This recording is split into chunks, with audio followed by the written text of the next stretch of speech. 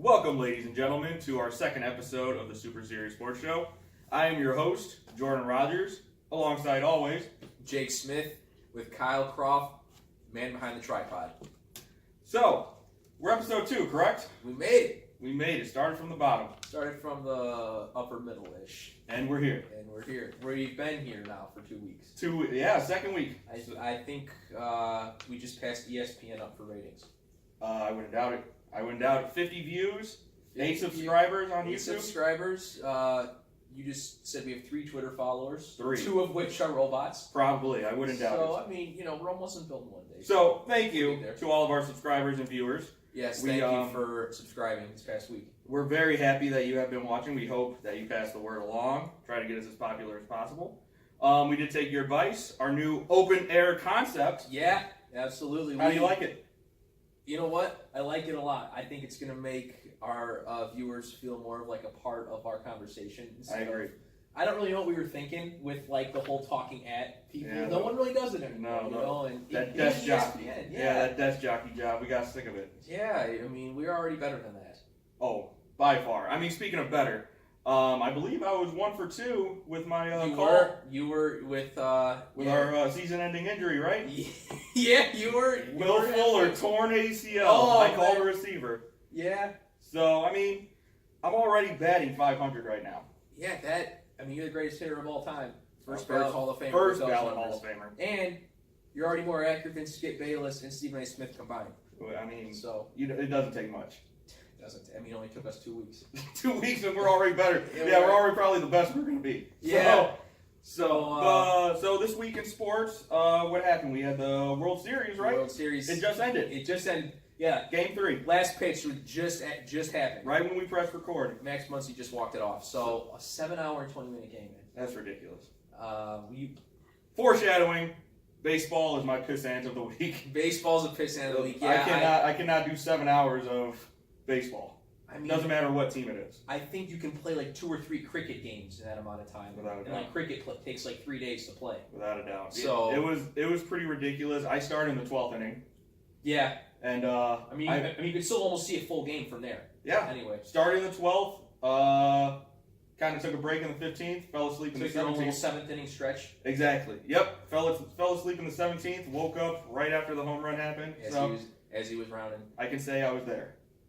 Yeah. It was pretty wild. I'm not gonna lie. It was hard to keep entertained because there was like no run scored. It was like, what was the final score? 3-2. Yeah. 2-1.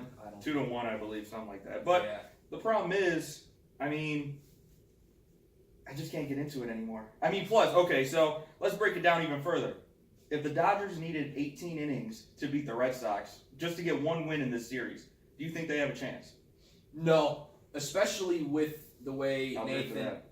Yeah, absolutely. Cheers. Especially the way Nathan Eovaldi was in relief, 97 pitches as a reliever, and nobody knows who that is. I still don't. I mean, so, yeah, it sucks. you gotta tip your cap to him though. It sucks. Our Dodgers, we want them to win the Cup. Is it called the Cup? I thought it was called, like the Cup or like the Triple Crown or something like that. Something. Yeah. It's all around the same. Yeah, it's all the same. But yeah, so I don't have much to say. I mean, the Game 4 is tonight. Game 4 is tonight. Probably as we're recording, they probably just threw out the first pitch. I believe Chris Sale's pitching for the Red Sox today. It's gonna be tough. I mean, if they can tie up the series, maybe they got a shot. But yeah, it's been a pretty good series so far. I haven't been too interested because I've been focusing a lot of my attention on the Packers. There's a big game coming up this week. Dude, our Packers, man. Our Packers, dude. I'm anxious. Speaking of LA, they're in LA. I mean, LA's got a lot to be happy for right now in terms of sports. They're scary, man. They're scary. Todd Gurley, Jared Goff is turning into a pretty solid, even more than solid, a really good quarterback. Yeah, he's their defense. They don't have Peters though. Peters is out. Peters is out, as far as I know. And I heard Cooper Kupp might be out as well. He's listed as doubtful. Yeah, but he's like the Cole Beasley of the Rams. So I mean, but he's a good receiver. He catches a lot. I mean, believe it or not, he catches a lot of touchdowns. He doesn't have that speed, but he still catches a lot, so that'll make it easier for our corners. When Gurley scores 4 rushing touchdowns, I mean, you don't really need to throw it. Exactly. No, you're right. Exactly. He's the NFC version of Le'Veon Bell. So what's your prediction? Well, I'm going to be realistic. I don't think we're going to win. But We're definitely not going to lose. Did you know that the Rams are favored by 8.5 points? Yes. This is the largest spread against Aaron Rodgers in his career. In the Rodgers area. Yep. He's not losing by more than 9. I'm very certain of that. I think it's going to be. He's going to lose by less than 6. So Okay. we're definitely beating the spread. Rodgers and McCarthy together, since they've been together after buys, are 9-3. Okay. So, and we're coming off a bye. I think we got a chance. I mean, we could potentially pull up the upset. I don't think we will, but it's going to be a lot closer than people are giving us credit for. The good thing is, Allison and Cobb are rumored to be back. Allison for sure, yeah. So that's going to help out our offense as well. I mean, yeah, we're ranked high defensively, but we have such a piss poor. Our corners are piss poor, and I don't think we're going to be able to keep up. I mean, Rodgers is going to have to literally outscore.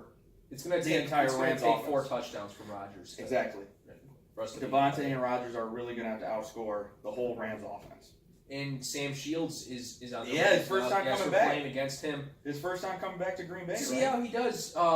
Yeah, I mean, we cut him a couple years ago. He had a lot of concussion issues. Seemed like he was on IR like every year by week 4 of like the last 3 years when we had him. But yeah, so we're gonna be playing against him. I mean, it's good that he's healthy. Granted, he's gonna be our opponent this week, but it's good that he finally figured out what was causing all the concussions and injuries and able to get healthy again. But Exactly. I think it's gonna be like adding to what you said about the defense. If we just play one half of defense this week, it's not gonna work. We No. need to play 2 halves. Yep. And I think if we can get a turnover in the first quarter, that'll really help us set the tone a little bit. I've heard there's going to be a lot of Packer fans at this game. Oh, I There's believe a that. lot- there's a I lot mean, of anywhere you Packer go, So- there's a lot of Packers fans. fans. Sure. Oh, absolutely, yeah. I mean, the Packers fan base travels really well. Mhm. So I mean, we've been to Indianapolis. I mean, we travel too. So. yeah, absolutely, you go right with them. But so speaking of which, the trade deadline's coming up this Tuesday, correct? Yeah. So- trade deadline. What do you think old Goots and Boots has up play? Think he's got a plan or? I think I would like. I don't think it's going to be out of the question to see him make a move late in the last day or two. Pause. Goots and Boots is what we call our GM Brian Gutekunst. Brian Gutekunst. So- We know him so well. We We're call on- him Goots and Boots. Old yeah, we're on Goody. such a personal level with him. Yeah. He actually works for us, Yeah. So we don't take the blame for anything that goes wrong. We leave it. but to we him. have a lot of input. Exactly. We're the Kyles, really, right? We're the Kyle Cross. Yeah, We're the making men all behind- decisions, but Exactly. we don't get the credit. Exactly. So yeah. So what do you think? What do you think we got planned? What's that? What do you think we got planned for the trade deadline? Well, I would like the Packers to just try to make a move for Le'Veon Bell. Okay. We have 2 first-round picks in our pocket for this year's draft. One from the Saints and just our normal pick, wherever that's going to be. And the Steelers want at minimum 2 first-rounders. Okay. So I would like to see us go after Le'Veon Bell. It would be a great way to counter the Bears getting Khalil Mack. Because at that point, I think it'd be safe to say we're just going to try to outscore everyone instead of playing defense. Yep. So, but what would be tough about that is if we did pursue Le'Veon Bell and actually get him, Aaron Jones is looking really good. I really like Aaron Jones. I think he could still be our franchise running back regardless if Yes. we get Bell or not. Well, actually, if we don't get Le'Veon Bell, he will definitely be, the franchise running back going forward. But yeah, I hope we try to get Le'Veon Bell. What do you Okay. think we're going to do at the deadline? You know what? I've told you this off camera and personally. We need to do something with our defense. We need some type of pass rush. I know Patrick Peterson has come Yeah, up. He's a corner. He's 30 years old though. Yeah. But I He's would. got a lot of years left on his contract too, which is going to make it tough for them to move It him. will, but I mean, he's proven himself. Yeah. We have 4 first-round picks at corner, That we've used in the past? Yes. Yeah, and none of them have really blossomed. Well, hopefully we'll turn the tables with that in this past Exactly. draft. Hopefully, but yeah, up Exactly. until this past year, yes, we have not had much luck with our defensive So first rounders. I say we go after some type of defensive player. Our Yeah. offense is pretty good once we get Jones back into rotation and we actually Yeah. use him. I don't know why we're not using Josh Jones. I've heard a lot about that. We picked him up. I don't know if this is, Gutekunst having something against Ted Thompson's former picks because this is one I of can his believe picks, that. and he used him. I think he drafted him in the second round. I can So believe that's putting a lot of investment into a draft pick and just have him on the bench. I think Gutekunst is going to cut him. I think we're going to cut him after this year. I would to be totally honest with you. I Or wouldn't be maybe try to surprised. trade him. something throwing with the trade package because he's not being used, and I don't know why. He's in year 2. Kentrell Bryce has not looked good at times either. There's Jermaine Whitehead, and he could definitely, I think, do at least as good as them, if not better. So. And the sad thing is, even HaHa hasn't been looking that good. I mean, he's got 3 picks, but I mean, but the interceptions though were almost the quarterback's fault. Or like a receiver had fallen down. Exactly. I don't want to take anything away from him. It looks great on the stat sheet for sure, but just his play just looks sloppy. He's out of coverage. He won't hit. You know, like he's holding back a lot. Yeah. Well, since we are a sports show, we can't talk all Packers. I mean, we could all day, clearly. Yeah, we definitely could. So let's segue into the trade deadline. You see any big trades coming or around the league? No, I could possibly. For some reason, I was watching the Falcons. I think they played Monday night this past week. They didn't look very good. Something is off, even though they beat the Giants. The Giants is. Yeah, and they're not very good, but they only beat them by 3. And Atlanta with the Super Bowl a couple of years ago, they're only 2-4, 2-5. They're not performing at the way that I would think that they should be. But I can see them making a move. I don't really know though who's available. I haven't really been looking at you know what? That's weird. I haven't who's on the seen market. God, you want to just tell us? Yeah, just stop the video. No, we can keep going. All you right. just want to tell us? Yeah, buddy. Steve Sarkisian is their offensive coordinator. Oh, he failed in college, failed with Bama with 1 game. Falcons picked him up. Ever since, their offense has been in a tank. Okay. Drop the Sark, and they'll back up. You have terrible handwriting. I don't give a shit. Then, and I just couldn't see it. It was too light. Yeah. But anyway, yes, Kyle, thank you. That's actually something that I did want to talk about is the Falcons have not been the same on offense since Stark came in? Since Kyle Shanahan took the 49er job as their OC, and they hired Steve Sarkisian after that. I mean, Julio, I don't even think he has a touchdown, right? I don't believe he does. He's had like the most, or like he's top 5 in yards since he came into the league, but he's like only top 30 in touchdowns. Yeah, I don't think he has a touchdown this season. You want to check that, Kyle? All right, Kyle's on it, and he's going to let us know. But yeah, something ever since Kyle Shanahan has left the Falcons, something's been off with them. And then too, let's talk about Philadelphia. Oh. They are not showing.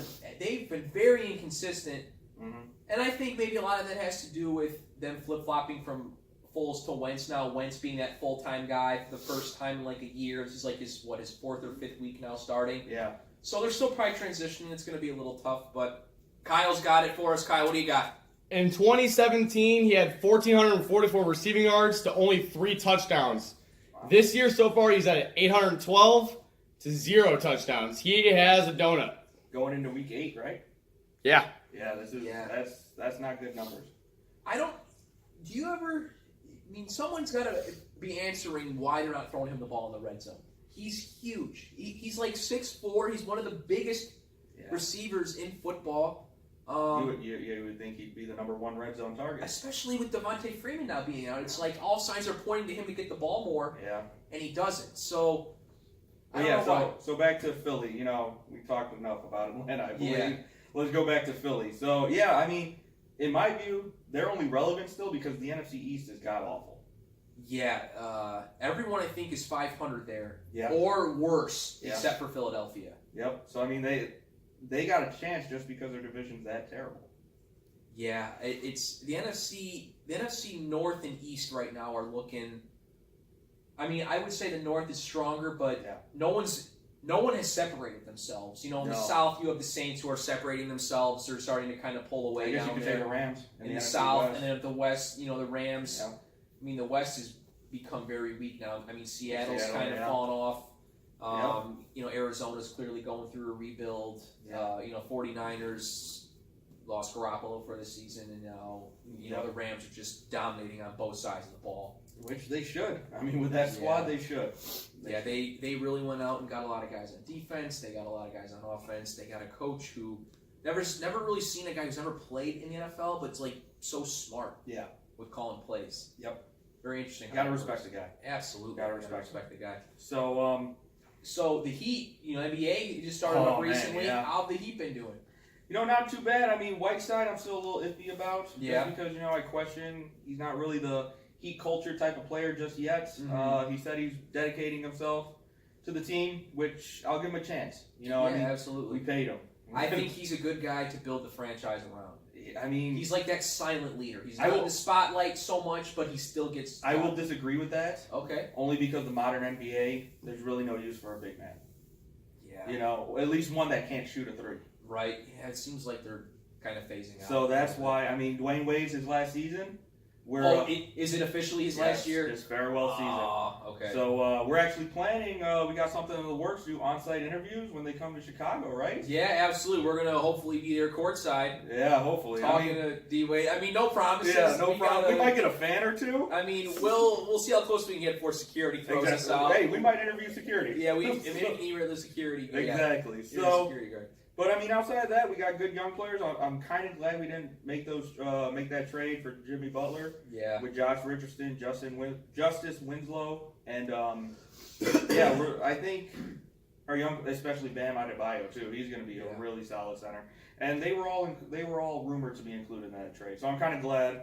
And plus, Houston just offered for 4 first-round picks. Right. So that's a lot. So what years would that have covered then? If they actually would have, it's like what year first rounders would they have? I think it's the next 4 is at 2 and 2. So 2019, 2020. 2 next year, and then I believe 2020 and 1 the year after. So yeah, it's the maximum amount of picks you can. Yes. And if they suck this year, that's three picks the first round. That'd be a massive pull by them. But with that team though, they're going to be. Where did Houston get all those picks to begin with though? You get them every year, I think. Well, I mean, all those first rounders. You said gotta do some Rockets research. have 2 first. Yeah, we'll research it. I mean, that's the reason we just talk shit without really being informed. We just like we're just a clickbait kind of thing. Like we just see the clickbait and just run with it. We just make generalizations and. So anyways, but yeah, I mean, the big thing that I've been seeing in the NBA and that I'm really upset about is ESPN. I don't want to use the term dick riding, but yeah, they are with LeBron. They got 2 firm hands on LeBron. Oh man, so. The big thing is LeBron started 0-2, 0-3. 0-3. 0-3 with Kobe LA. said that about if he started 0-5, he's going to come back. But they didn't. I mean, but he's only won 2 games. One against Phoenix, and the other I can't remember the other one.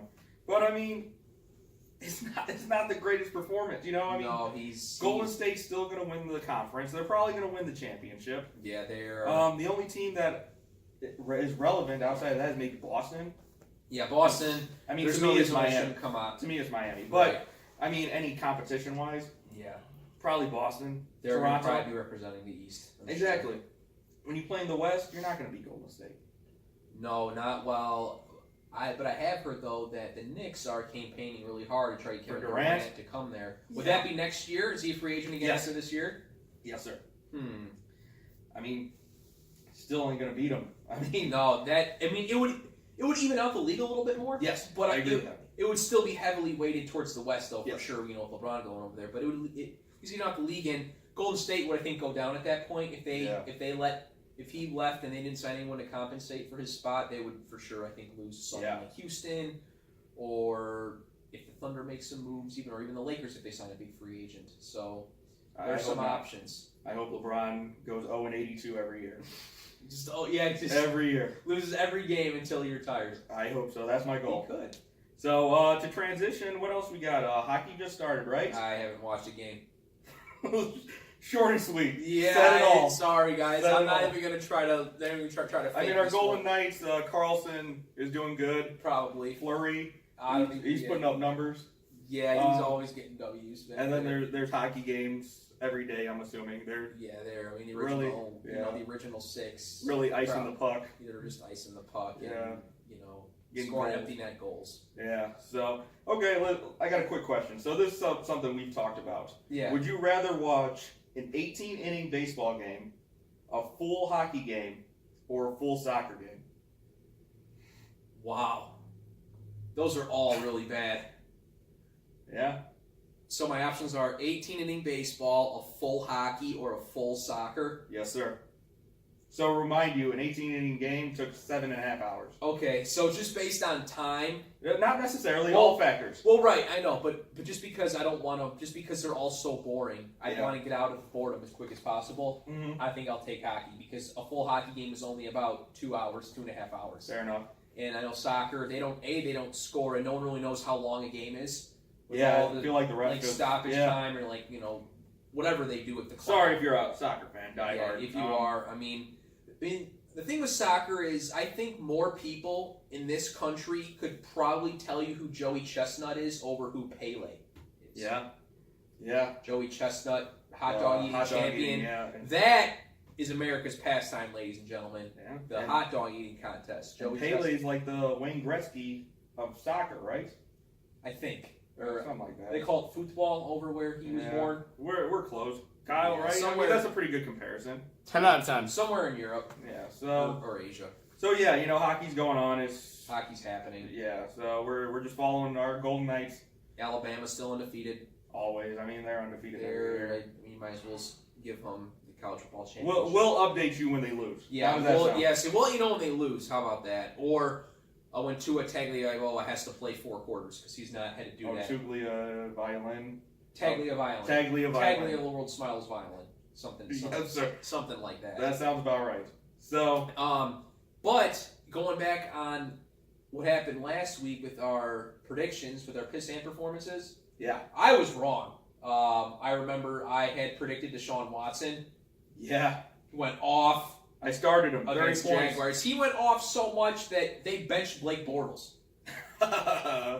The Jaguars benched Blake Bortles because Deshaun Yeah. Watson was doing so well. They just said it was Bortles' fault, and they benched Yeah. him. So I'm just gonna out myself, And guys. Cody Kessler threw a touchdown pass right after he came in. Yeah, Kessler did well, but you got to start kind of knocking that defense because they're not holding up their end of the No. bargain. After being considered elite last year, quote unquote elite, Yeah.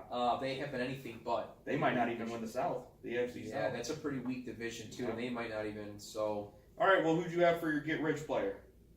who did I pick? I believe I picked Todd Gurley, Yeah, that's right. and did he ever get rich? Yeah. Yeah, that was.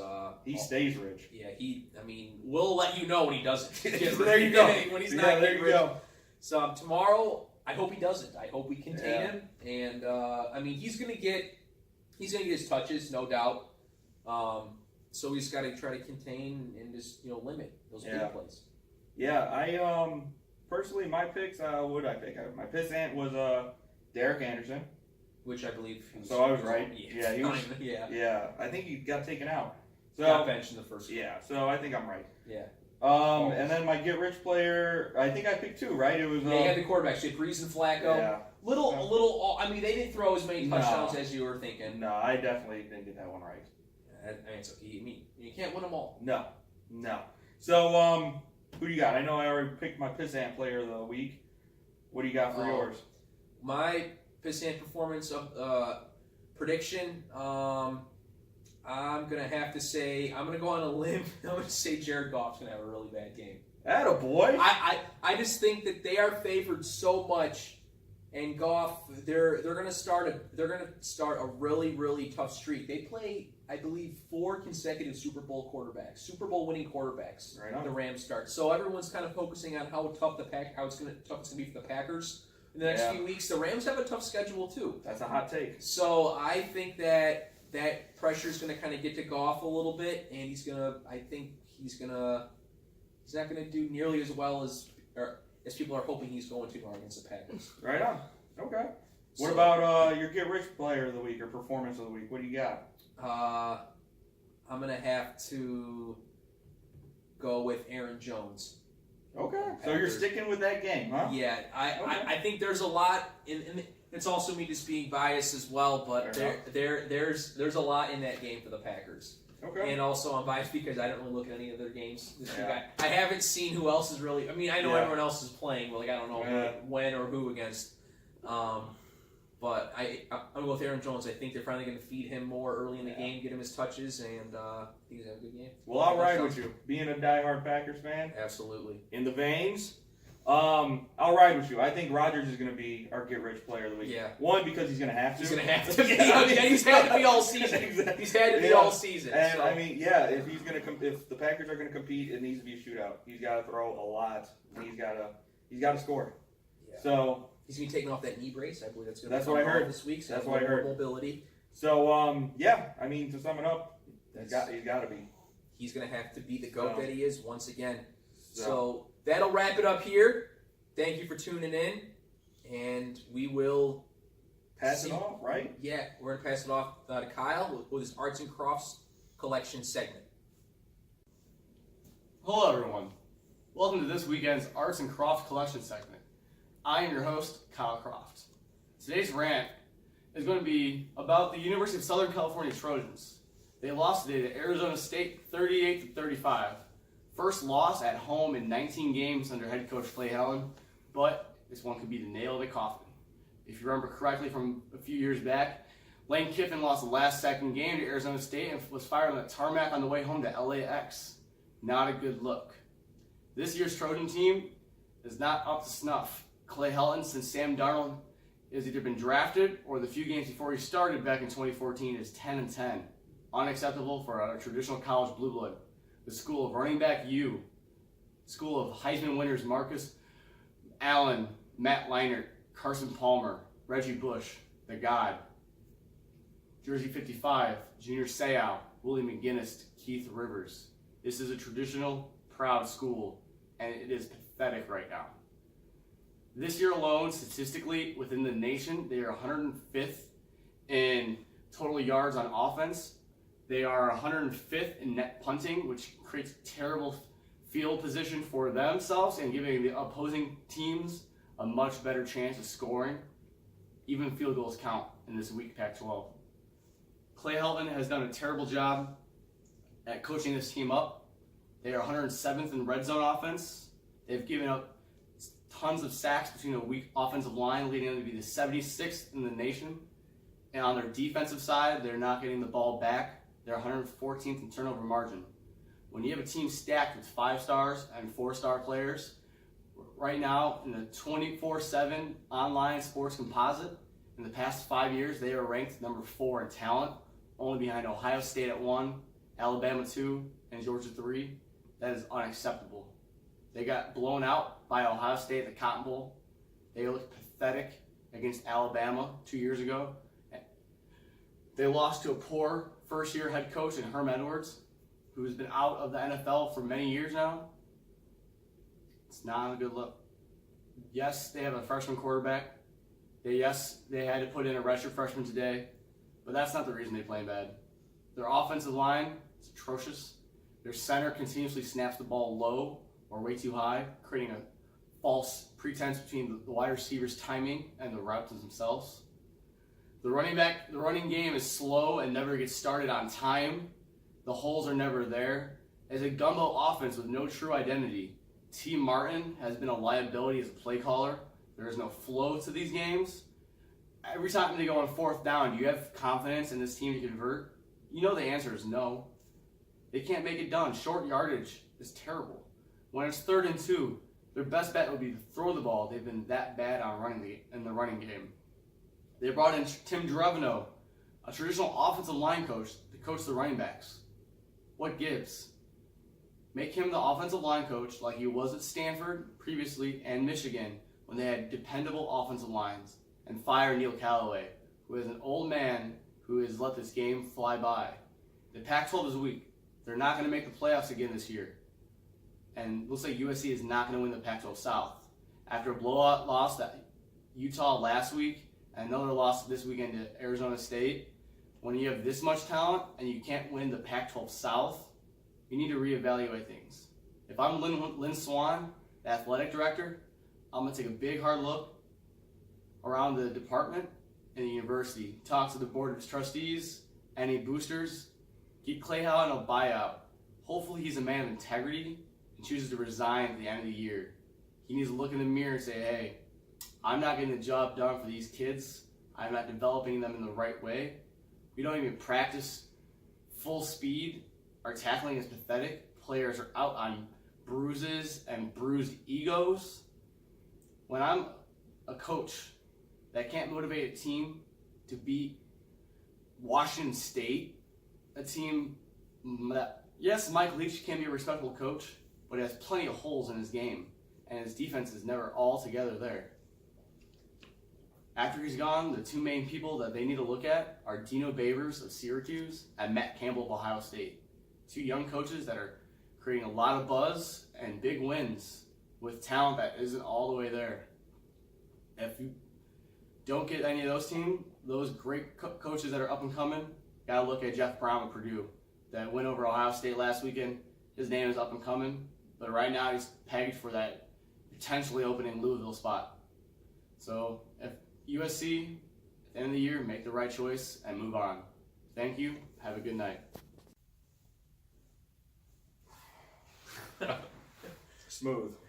Sorry for the awkward sign off, but this is our entire crew. Someone had to man the camera. We would like to take this time to thank our sponsors. McFly's Barbershop, located in Crown Point, Indiana. Check out Varel and Jason and a bunch of other good barbers. They do fantastic work. We're also sponsored by Mars Clothing Company.